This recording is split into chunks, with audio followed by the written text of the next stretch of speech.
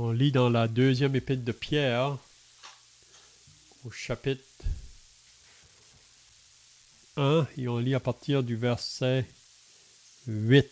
Je commence la lecture, puis s'il y en a qui veulent suivre, on pourrait lire peut-être jusqu'au verset 17 pour aujourd'hui. Donc 2 Pierre 1 et le verset 8.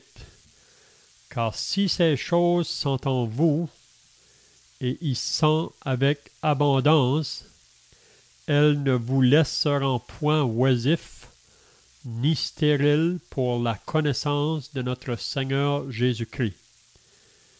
Mais celui en qui ces choses ne sont point est aveugle. Il ne voit pas de loin, et il a mis en oubli la purification de ses anciens péchés.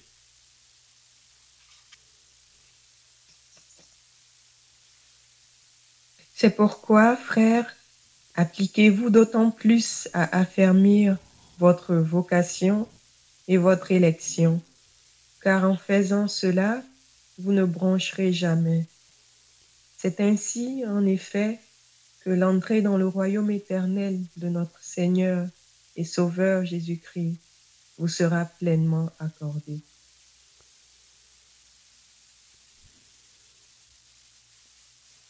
Voilà pourquoi je prendrai soin de vous rappeler ces choses, bien que vous les sachiez et que vous soyez affermis dans la vérité présente.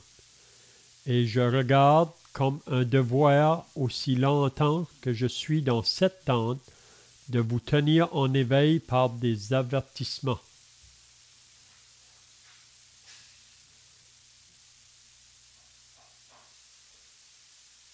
Car je sais que je la quitterai subitement, ainsi que notre Seigneur Jésus-Christ me l'a fait connaître.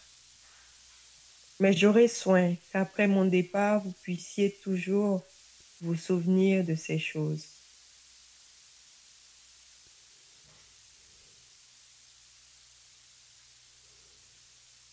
Ce n'est pas en effet en suivant des fables habilement conçues que nous vous avons fait connaître la puissance et l'avènement de notre Seigneur Jésus-Christ, mais c'est comme ayant vu sa majesté de nos propres yeux, car il a reçu de Dieu le Père honneur et gloire, quand la gloire magnifique lui fit entendre une voix qui disait « Celui-ci est mon Fils bien-aimé, en qui j'ai mis toute mon affection. » Amen.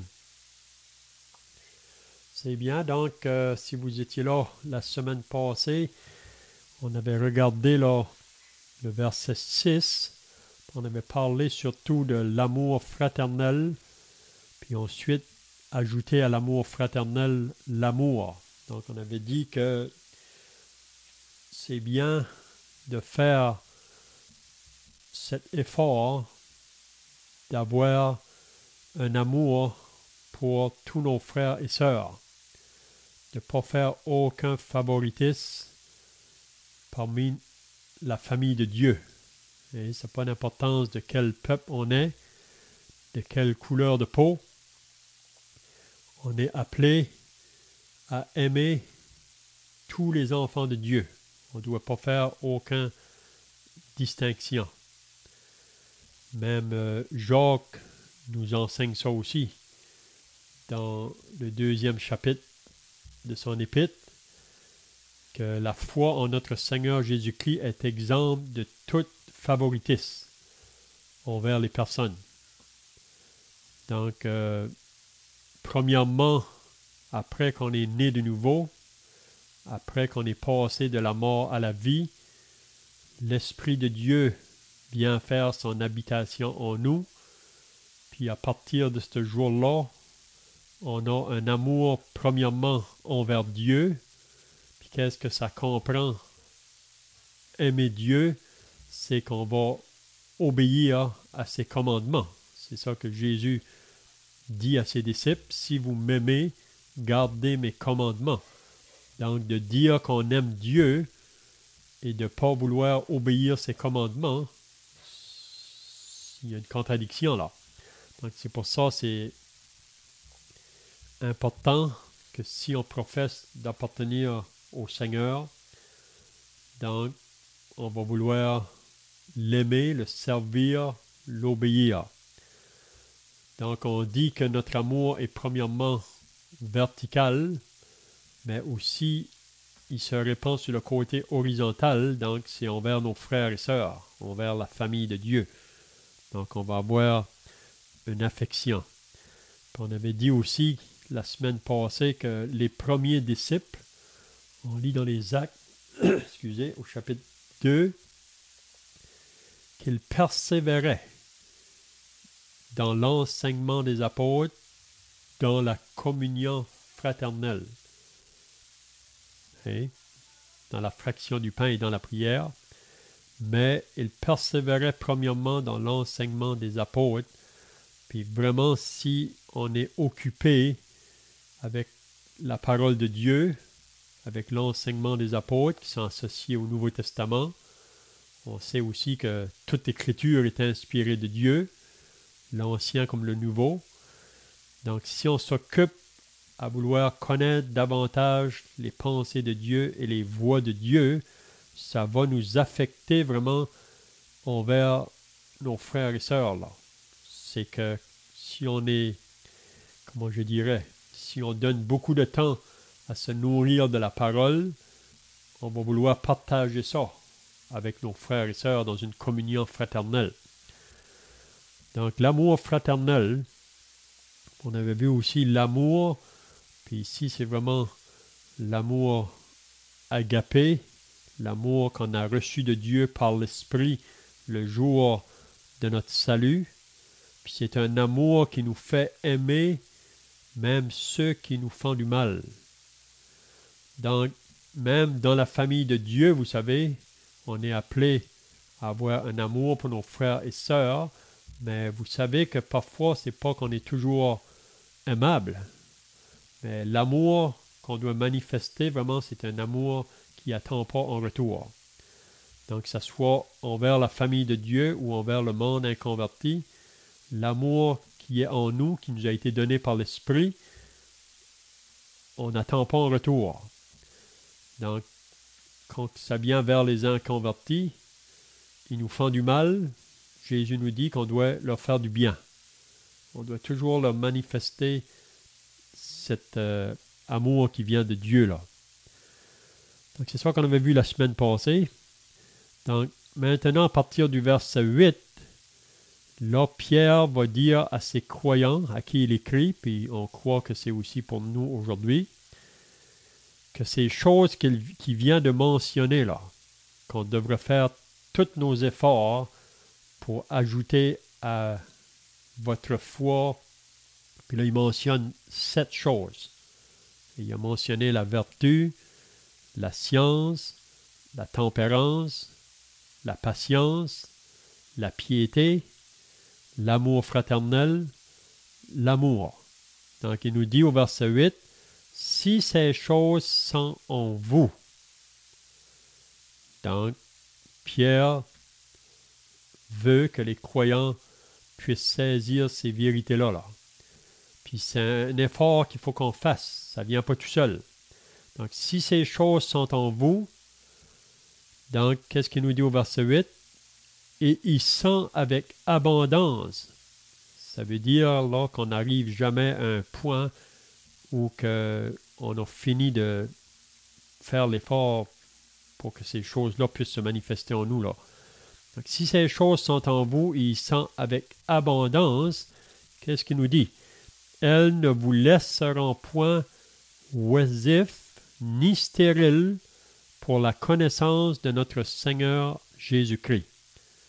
Donc, qu'est-ce que Pierre veut nous dire ici quand il nous dit que si ces choses, donc les choses qu'il vient de mentionner, si ils sont en vous, il dit avec abondance, elles ne vous laisseront point oisifs ni stériles pour la connaissance de notre Seigneur Jésus-Christ. Est-ce que vous avez des pensées là? Qu'est-ce que Pierre veut nous dire ici?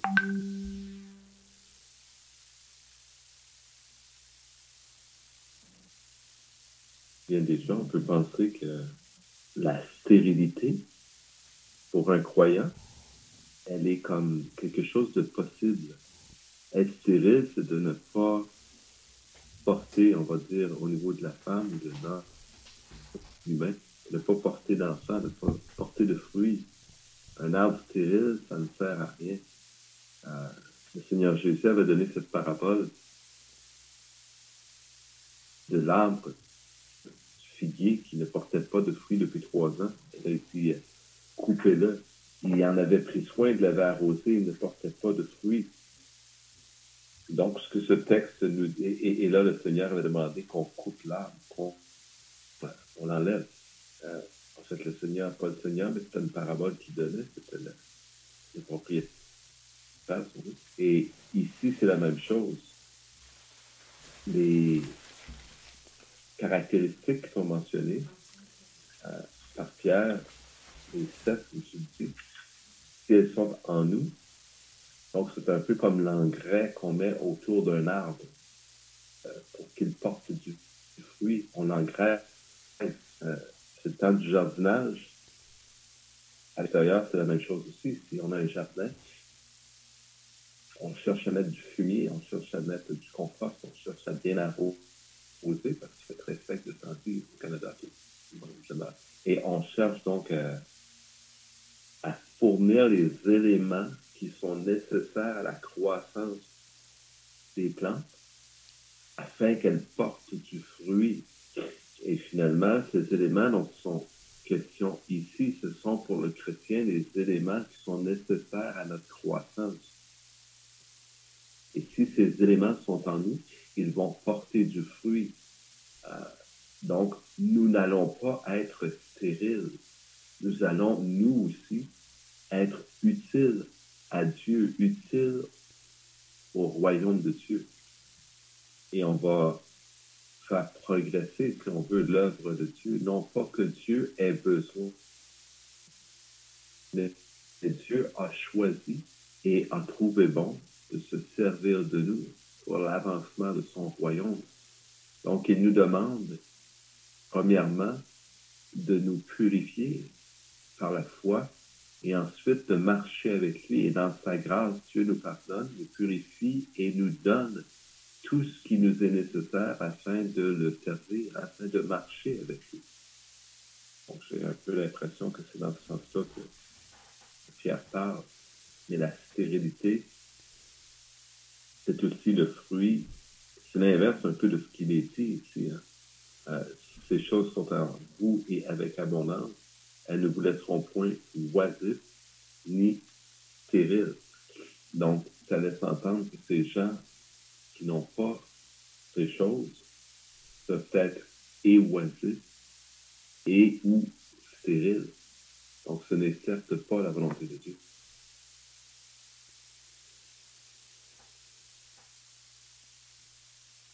C'est bien, on sait que dans Jean, au chapitre 15, Jésus, là, en marchant vers Gethsémane avec ses disciples, c'était sa dernière veille qu'il passait avec eux, puis il lui a dit beaucoup de choses, parce que lui va bientôt partir, donc il lui a dit des choses afin de les préparer, qu'après qu'il serait parti, même s'il y a des choses qu'ils ne pouvions pas comprendre à ce moment-là, Jésus lui avait dit que quand que lui va partir, le Saint-Esprit va venir, puis le Saint-Esprit leur rappellera les choses qu'il lui a dit. Puis à mesure qu'ils vont avancer, là, qu'ils vont pouvoir saisir ce que Jésus leur disait. Mais dans Jean 15, en marchant vers le jardin, il parle à propos que lui est le vrai cep. Moi, il dit, je suis le vrai cep. Mon Père est le vigneron. Vous êtes les sarments, ou vous êtes les branches. Donc, celui qui est en moi, il dit, ou celui qui est en Christ, et qui ne porte pas de fruits, il le retranche. Mais celui qui est en moi et qui porte du fruit, il l'émande afin qu'il porte encore plus de fruits. Donc, c'est vraiment la pensée ici aussi de Pierre, c'est que pour nous qui appartiennent au Seigneur, le Seigneur veut qu'on puisse porter du fruit pour lui dans ce monde. Puis on pourrait dire que, premièrement, le fruit qui peut se dégager de chaque enfant de Dieu, on pourrait dire, c'est dans Galates au chapitre 5, et le verset 22 là, qui nous donne qu'est-ce que c'est le fruit de l'esprit. Donc ça voudrait donc dire que chaque croyant, on devrait être caractérisé par ce qu'il mentionne là, dans le fruit de l'esprit. Puis ici, on voit la même pensée un peu aussi là. Donc, il y a un côté qu'on va porter du fruit dans notre propre vie et qui va sortir de nous-mêmes, là. Le côté de l'amour, parce qu'on a reçu cet amour-là par l'Esprit le jour de la conversion. Donc, on va être capable d'aimer, comme on disait, même ceux qui nous font du mal. On sait, après l'amour, c'est la paix, la joie, la douceur, la maîtrise de soi. C'est mentionné dans le fruit de l'Esprit. Mais aussi, on va porter du fruit pour Dieu en ce qui concerne que quand les autres nous regardent, ça va les attirer vraiment à savoir ce qu'on possède là. Ça peut pousser à aller chercher ce qu'on a. Donc, ça peut les pousser à aller vers le Seigneur. Parce que vraiment, la raison que le Seigneur nous laisse ici comme croyants, c'est afin qu'on porte un témoignage pour gagner d'autres à lui. Hein?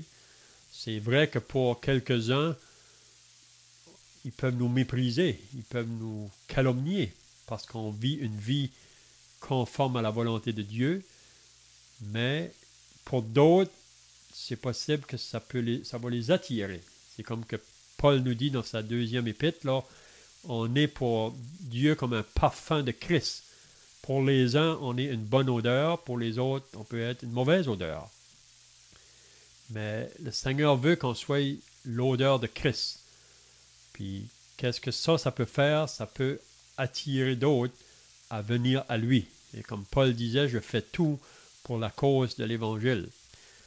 Donc, si ces choses sont en vous, donc, comme on vient de dire, c'est les choses qu'il a mentionnées juste auparavant, puis qu'elle est en abondance, donc ça ne va pas nous laisser, comme qui vient d'être mentionné là, sans être occupé. Et ça ne va pas nous laisser oisifs ou à rien faire. On va être occupé dans les choses du Seigneur, puis il y a du fruit qui va en sortir de nos vies. Donc le Seigneur veut qu'on porte du fruit, beaucoup de fruits, plus de fruits. Donc on n'est jamais arrivé à un point où qu'on ne peut plus produire là. Hein? Puis même parfois, comme qu'on lit dans Jean 15, que le Seigneur sait s'il y a des choses dans nos vies qui peuvent nous empêcher ou de porter du fruit. Donc il y a des choses parfois qu'il faut qu'il enlève. Hein? C'est comme l'arbre, il faut l'émonder afin qu'il porte plus de fruits. Hein? Donc je ne sais pas si vous avez d'autres pensées ici, là. Donc pour ceux qui viennent d'être ajoutés, on est dans 2 Pierre 1 et le verset 8 maintenant.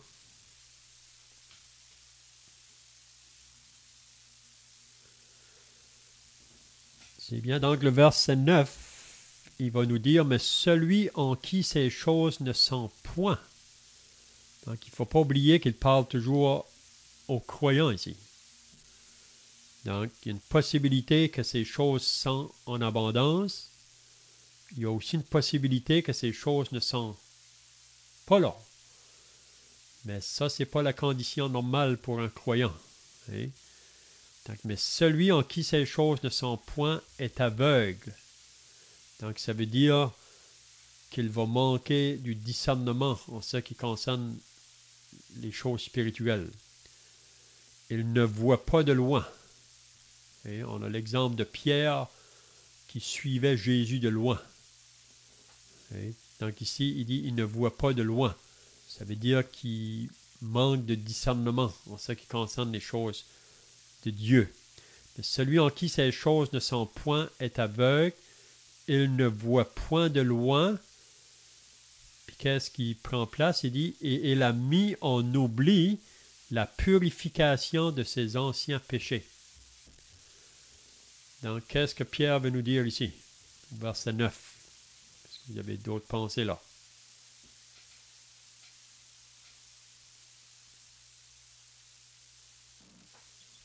En fait, au niveau de la connaissance du fruit, et de ne point nous laisser stériles, de ne point nous laisser stériles dans la connaissance. Quelqu'un pourrait peut-être opposer que c'est pas l'idée de porter du fruit, mais c'est l'idée de connaître le Seigneur Jésus-Christ.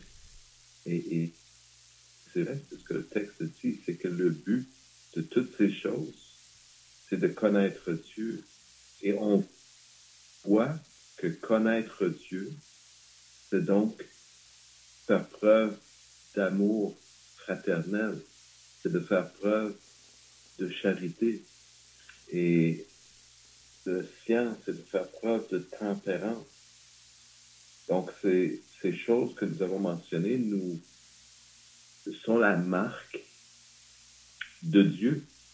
Et en les pratiquant, on en vient à mieux connaître Dieu. Et on sait que Jésus a dit en Jean 17:3, « Or, la vie éternelle, c'est qu'il te connaît. » Donc, tout cela est vraiment lié ensemble, si on veut. Et là, il nous dit, mais celui en qui ces choses ne sont point est aveugle. Donc, il ne connaît pas Dieu, il ne voit pas la volonté, il ne voit pas la nature même de Dieu. Et il a mis en oubli la purification de ses anciens péchés. C'est quelqu'un qui ne considère pas l'œuvre de Christ pour lui-même, qui marche dans l'ignorance de ce que Dieu a fait pour lui d'une certaine façon. Donc, il peut y avoir une connaissance intellectuelle de ce que Christ est mort sur la croix. Déjà, les gens vont vouloir rejeter cette vérité que Dieu a donné son Fils dans son amour pour nous, afin qu'il meure à notre place et que nous soyons ainsi purifiés de nos péchés. Donc, des gens pourraient mettre de côté cette vérité, mais même en disant de leur bouche, « Ah oui, c'est vrai, Christ est mort pour les pécheurs », les gens peuvent mettre en oubli que Christ est mort ainsi pour ses propres péchés, pour le purifier de ses péchés afin qu'il puisse produire du fruit pour Dieu. Et cela, c'est une contradiction en soi-même, si on veut. Excusez-moi, quand vous dites ce que vous venez de dire, là, que vous parlez pas que Jésus a souffert sur la croix oui, pour nos péchés, mais pas pour les siens, hein? Il n'est pas mort pour ses propres péchés, lui, là. Notre Dieu Jésus-Christ, hein? C'est sûrement mal compris, mais c'est ça que je comprends quand vous avez parlé des péchés, là. C'est ça. Jésus est mort pour nos péchés, non pas pour ses péchés. Et Jésus... Ben, c'est ça, mais la manière que ça a été dit, Okay. c'est que ici, on comprenait que c'était Jésus, là. C'est pour ça. Excusez-moi. Non, mais le point ici aussi, qu'on voit là, au verset 8, pour moi, que si ces choses-là sont en nous, comment je dirais, c'est là qu'on va pouvoir, comment je dirais, saisir davantage la vie de Jésus, là, quand il a marché parmi nous, parmi les hommes sur la terre. Parce que vraiment, si on n'est pas saisi par l'Esprit de Dieu dans nos vies de chaque jour, en maintenant une communion avec Dieu, on ne peut pas vraiment comprendre ou saisir la manière même que Jésus a marché. Mais pour moi, si ces choses sont en nous, c'est là qu'on peut plus entrer, comment je dirais là, en lien avec lui dans le sens, dans nos vies. Vous savez, comme Paul nous dit dans la deuxième épître aux Corinthiens, pour pouvoir comprendre un homme spirituel, il faut qu'on soit nous-mêmes dans une condition spirituelle. Vous Vous savez, il y a des personnes qui reprochaient Paul comme un homme qui marchait selon la chair. Donc, c'était des hommes vraiment qui ne discernaient pas qui était vraiment l'apôtre Paul, même qui ne le reconnaissait pas comme un apôtre. Donc, c'est la même chose pour pouvoir comprendre le Seigneur Jésus, là. De plus en plus, il faut qu'on soit dans une condition nous-mêmes spirituelle. Je ne sais pas si vous comprenez ce que je veux dire. C'est là que je vois. Mais celui en qui ces choses ne sont point est aveugle. Donc, ça veut dire que... Juste une minute ici, là. Allô? OK, on vous connecte de nouveau. Oui, mais celui en qui ces choses ne sont point est aveugle, il ne voit pas de loin et l'a mis en oubli. Parce que moi, je vois que même comme croyant, si on néglige à faire un effort, comme Pierre nous dit là, faites tous vos efforts pour ajouter à votre foi. Si on néglige ça, même c'est possible d'avancer dans la vie chrétienne. On vit juste notre vie de jour en jour. Mais puis même le danger que si on ne s'occupe pas à mettre des efforts, à vouloir vivre pleinement notre vie chrétienne, on peut oublier même les choses qu'on faisait autrefois, là, puis revenir dans ces choses-là de nouveau. Hein. Je ne sais pas si vous comprenez la pensée, là. Oui, il y a une parole qui dit, j'ai pas le verset par cœur, mais bon, les chiens retournent toujours à leur vomissement et ils le mangent. Oui, dans 2 Pierre, c'est ça qu'on voit dans le Oui, chapitre. merci. Oui, on voit ça. Mais oui, vous avez raison que il faut pas juste entendre et écouter et lire la parole de Dieu, il faut la vivre. Parce que, bon, moi j'ai un exemple, une personne qui a un sérieux problème de santé et qui se fait dire qu'il y a un autre problème, tu sais, puis qu'elle dit ça à une sœur propre, là, qui disent au Québec. Et puis, bon, elle n'est pas de bonne humeur cette journée-là, ça fait qu'elle te lance. Ah ben moi je trouve que tu mérites tout ce que tu vis, puis etc. Je me dis ok. Bon, sans avoir, disons, vraiment fait des efforts pour vraiment essayer d'être comme Jésus. Pas, c'est sûr qu'on ne peut pas être Dieu, là, mais marcher dans ses pas, là, la personne n'aurait pas pu la rappeler et dire que je t'aime et je te pardonne que ce que tu m'as dit. Fait que... c'est ça, la vie vraiment de l'amour fraternel et l'amour de Dieu en nous, on voit que ça va avec le pardon. Il faut que les deux soient ensemble. L'amour et le pardon, c'est 2 choses très importantes. Oui. Donc, parce que même dans la vie, dans la famille de Dieu, il peut y avoir des conflits, vous savez ça. Il peut y avoir peut-être une mauvaise parole qui va être dite, qui peut blesser un frère, qui peut blesser une sœur, ou des actions faites.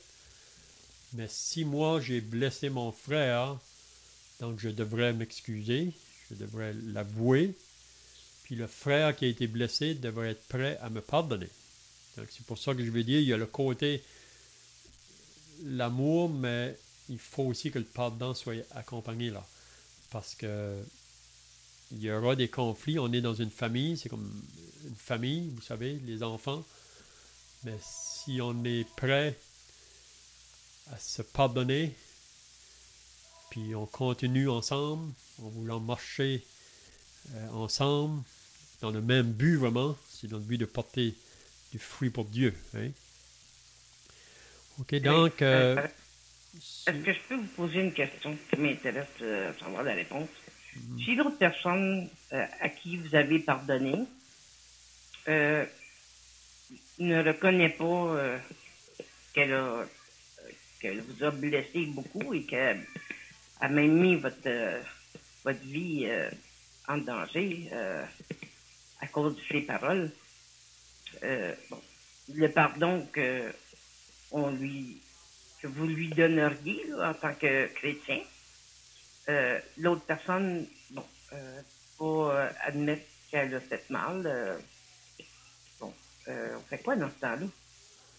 Oui, ça, c'est un autre sujet vraiment qui serait intéressant de voir. Là. On voit ça dans Matthieu chapitre 18. Donc, si un frère a péché contre toi, donc ça, c'est un sujet peut-être qu'on pourrait regarder une autre fois, là. Mais il faut que s'il y a quelque chose qui se fait en un frère ou en deux frères ou un frère ou une sœur, qui que ce soit, le Seigneur met beaucoup d'importance de se réconcilier. Donc, il y a le côté que celui qui a offensé doit pardonner, puis il y a aussi celui qui a offensé doit être prêt à admettre qu'il a offensé. Donc, il faut que les deux là travaillent ensemble, si on peut dire là. Mais en ce qui concerne le pardon, Jésus a dit, après que Pierre lui avait demandé là, combien de fois pardonnerai-je à mon frère, jusqu'à 7 fois, mais Jésus a dit non, il a dit jusqu'à 70 fois 7 fois, en voulant dire qu'il n'y a pas de fin au pardon envers quelqu'un qui nous offense. On devrait toujours avoir un cœur qui pardonne. Hein? Mais c'est un sujet qu'on pourrait regarder peut-être une autre fois. Là. C'est un bon sujet aussi. Intéressant. Oui. Important, je veux dire. Mm-hmm. OK, donc, je ne sais pas si on a d'autres choses à dire au verset 9 ici, là. Sinon, on va y aller au verset 10.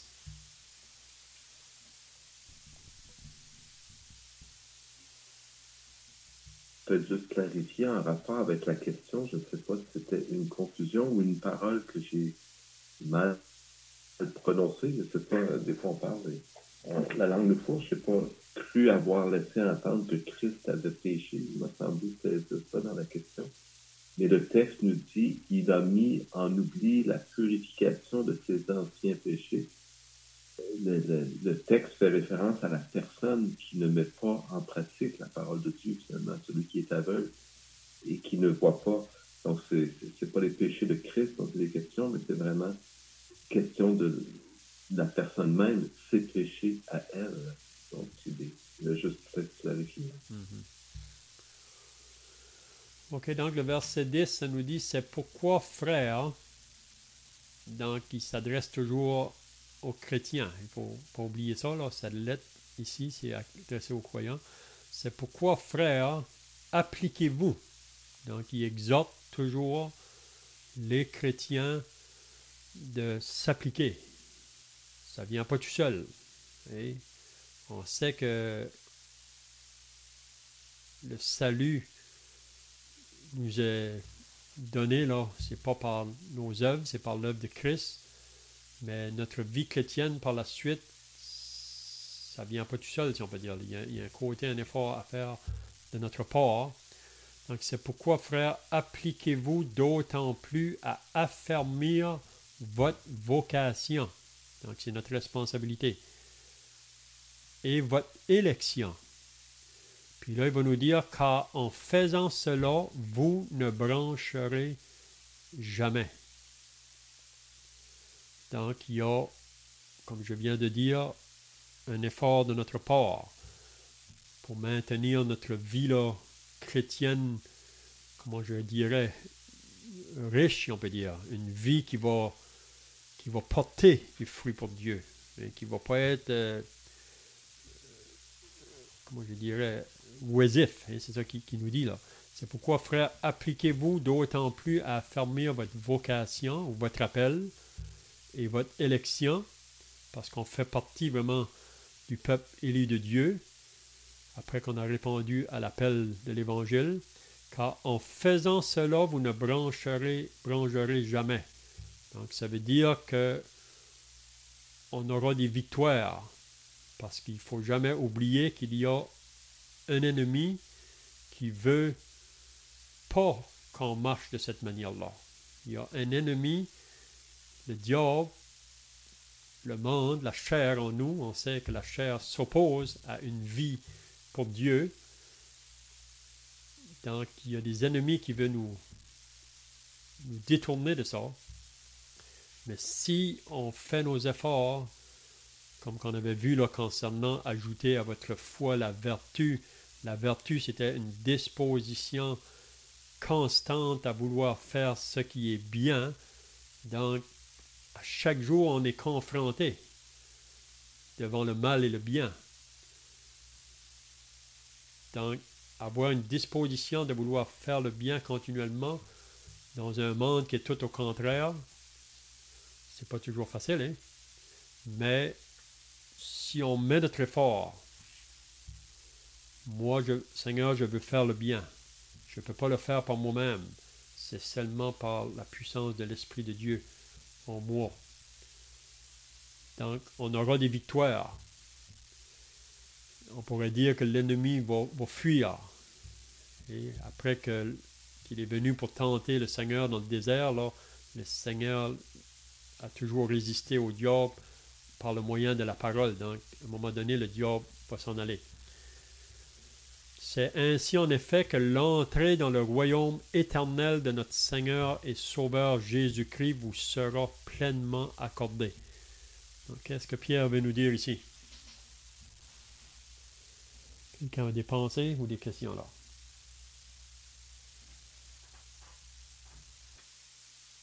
Comment dire, qu'est-ce que ça veut dire de nous appliquer à affermir notre vocation et votre élection? Pierre nous encourage à nous appliquer, et tu en as mentionné un peu, mais moi, on enseignait nos enfants à la maison. On doit leur enseigner à s'appliquer, pas juste de faire un devoir puis de le bâcler, mais de s'appliquer à le faire. C'est un effort supplémentaire. Déjà, de faire la chose, on pourrait dire un effort, mais de s'appliquer à le faire, c'est de vraiment pas juste le faire, mais de le faire dans le but de le bien réussir, de bien le faire. Et il nous dit, appliquez-vous d'autant plus à affermir votre vocation. Et comment on peut, de quoi est-ce qu'il parle? En fait, le verset 10 parle des versets précédents, c'est-à-dire en faisant ces choses, on doit s'appliquer à les faire, et c'est en le faisant que nous allons, affermir notre vocation et notre élection. Notre vocation, c'est quoi? On ne sait pas tous ces mots, mais c'est vraiment comme une carrière. Comme moi, je suis ingénieur. Ma vocation, c'est de concevoir des turbines, disons, hydroélectriques. Dans mon métier, c'est ce que je suis, mais en tant que chrétien, on a une voie dans laquelle on doit marcher, qui est celle de faire la volonté de Dieu, de marcher dans les voies de Dieu. Et il nous dit, on ne bronchera pas en faisant ces choses. Donc, et le verset qui suit, c'est ainsi que l'entrée dans le royaume éternel de notre Seigneur et Sauveur Jésus-Christ sera pleinement accordée. Donc, en marche, pratiquant ce que Jésus nous demande, c'est ainsi que nous entrerons librement au ciel. Ça laisse entendre, c'est ce que je voudrais plutôt dire, pour faire attention, de ne pas comprendre par là que c'est à cause de nos bonnes œuvres, de notre travail, que nous allons gagner une place au ciel.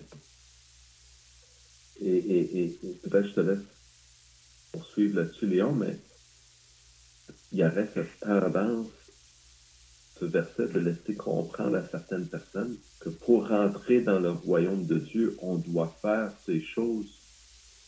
Et c'est vrai, et c'est 100% vrai. Mais ce n'est pas, ce n'est pas parce que nous faisons ces choses que nous sommes sauvés. Mais nous faisons ces choses parce que nous sommes sauvés. C'est que prouver ce que nous sommes, en d'autres mots, d'une certaine façon. Oui, ici, c'est clair qu'il parle à des chrétiens, à des croyants. Donc, qu'est-ce que moi je comprends ici, c'est que si on néglige de faire ces choses que Pierre nous enseigne ici, c'est que notre entrée dans le royaume éternel, on va entrer, je veux dire, mais c'est comme au tribunal de Christ. Vous savez que le Seigneur veut récompenser tous les enfants de Dieu, il veut nous donner des récompenses, mais on sait tous que chacun de nous, on aura des pertes, on aura des gains au tribunal. Donc, les œuvres qu'on fait maintenant, c'est pas rapport pour être sauvé, là.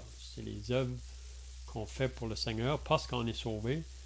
Mais dépendant de notre fidélité ou notre marche qu'on vit sur la terre présentement, C'est ça qui va déterminer même la place qu'on va occuper dans le royaume. Donc, si on ne met pas d'effort, on n'est pas fidèle dans les choses que le Seigneur nous demande, donc on va perdre au tribunal de Christ. Même on voit ça dans 1 Corinthiens 3, là. Il y en a qui vont arriver, mais comme au travers le feu, si on peut dire. Donc ici, c'est ainsi en effet que l'entrée dans le royaume éternel de notre Seigneur et Sauveur Jésus-Christ vous sera pleinement accordée, si ces choses sont en nous. Hein? Donc on va avoir une entrée triomphale, si on peut dire. Mais, comme je viens de dire, on aura tous des manquements. On a tous branché d'une manière ou d'une autre. Mais si on vient là au verset à affermir votre vocation, là, j'aimerais lire juste le verset qu'on lit dans l'Épître aux Éphésiens.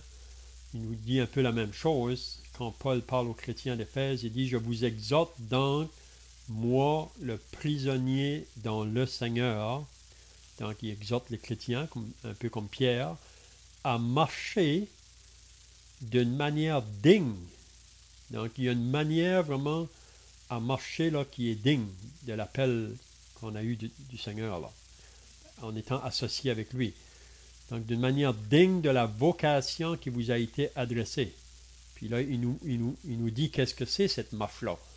En toute humilité, donc le croyant devrait être caractérisé par une vie d'humilité et non pas d'orgueil.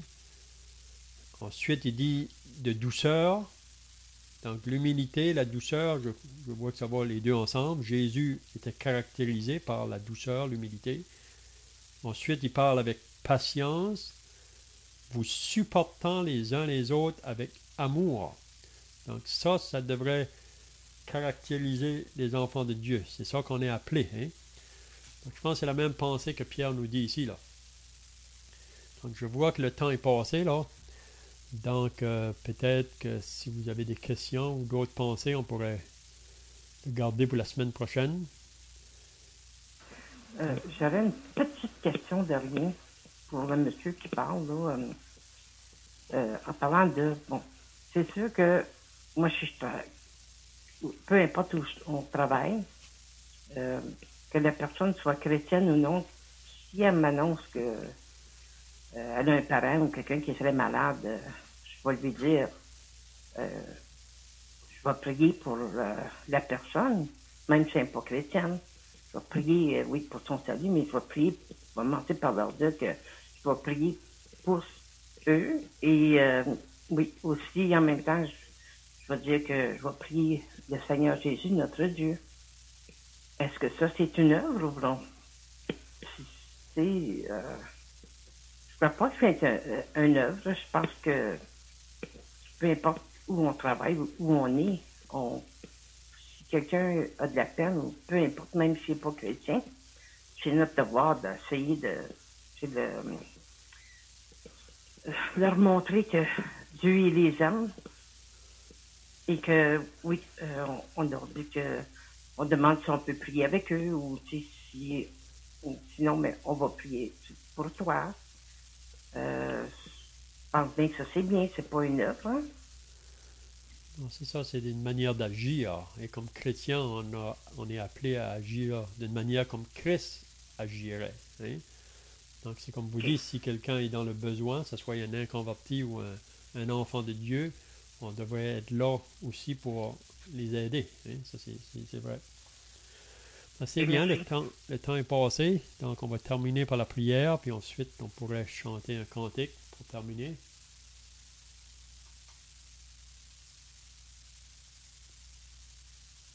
Ô Seigneur notre Dieu, nous te rendons grâce de ce que tu